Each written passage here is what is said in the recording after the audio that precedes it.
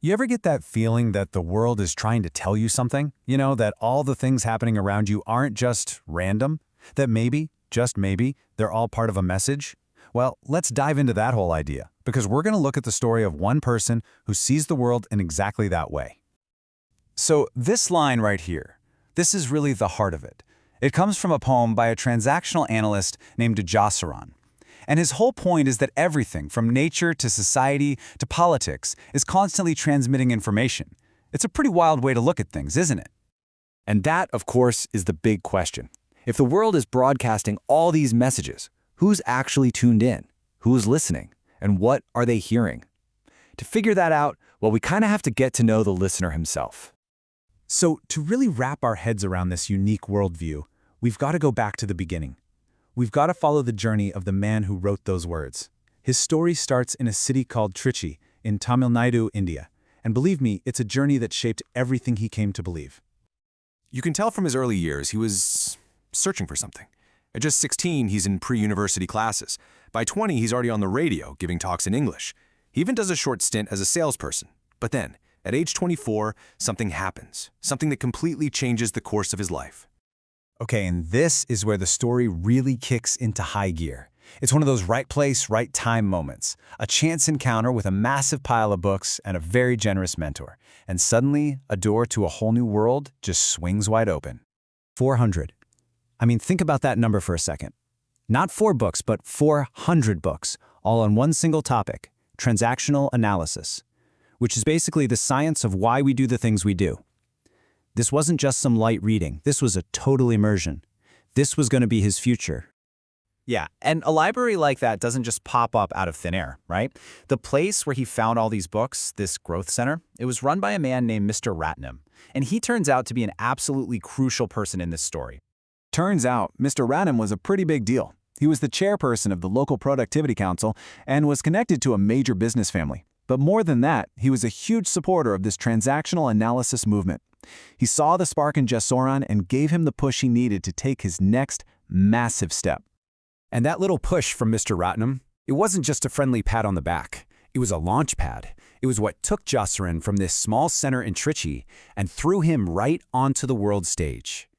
And it all came down to this one event in 1979, a conference in Bengaluru. This was it.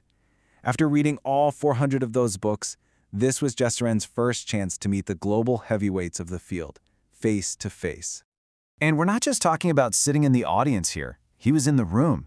He was connecting with people, shaking hands with the actual pioneers and the leading minds in the entire transactional analysis community.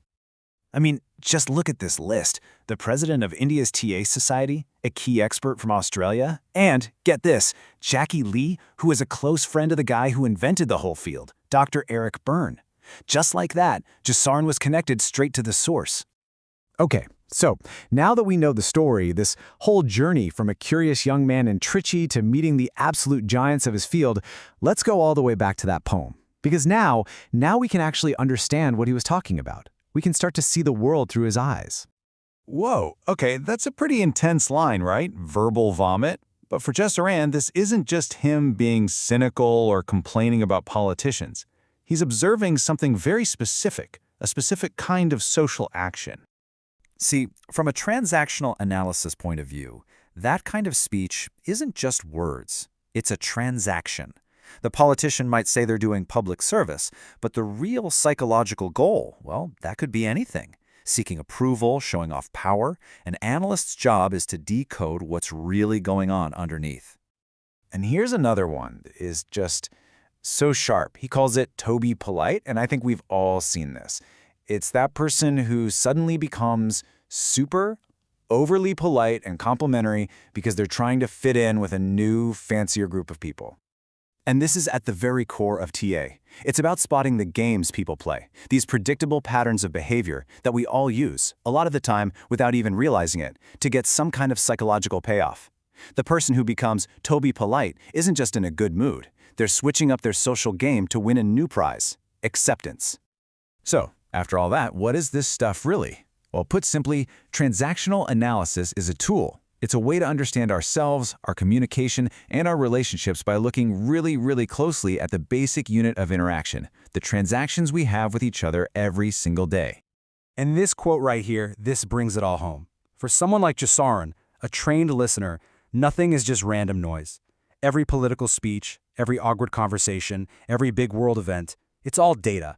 It's all just educational material for understanding us. So when you look at his whole story, it's pretty incredible. This unlikely journey shows us that transactional analysis isn't just some dusty old theory. It's a whole new way of listening to the world. A world where every single thing that happens is a message, just waiting for someone to finally understand it.